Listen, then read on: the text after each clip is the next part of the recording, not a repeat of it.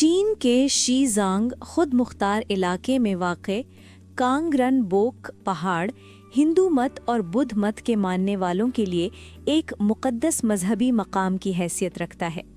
ہر سال اندرون و بیرون ملک سے سیاحوں اور زائرین کی بڑی تعداد یہاں آتی ہے۔ میں چین کے جنوب مغربی شیزانگ خود مختار خطے میں واقع کانگرن بک پہاڑ کی ڈھلوان پر موجود ہوں۔ یہ برف سے ڈھکا پہاڑ سطح سمندر سے 6656 میٹر بلند ہے۔ میں یہاں دنیا بھر سے آئے ہوئے لوگوں سے ملی ہوں۔ سب لوگ جوش و خروش اور عقیدت کے ساتھ یہاں آتے ہیں۔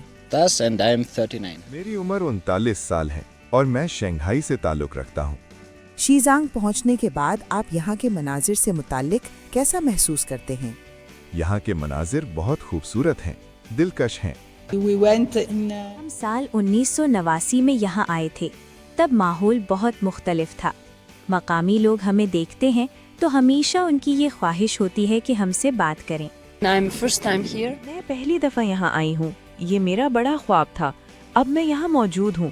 مجھے خوشی ہے کیونکہ پچھلے 14 برسوں کے دوران میں نے اس جگہ پہنچنے کا انتظار کیا۔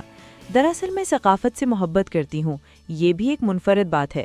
جب آپ عبادت گاہ جاتے ہیں، راہبوں کو دیکھتے ہیں، نغمے سنتے ہیں اور ماضی کی عمارتوں کو دیکھتے ہیں تو یہ ایک ناقابل فراموش بات ہوتی ہے۔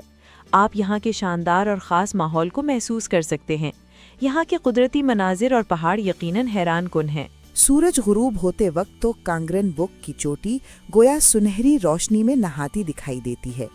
میں لوگوں کے درمیان مخلصانہ تعلق کو محسوس کر رہی ہوں۔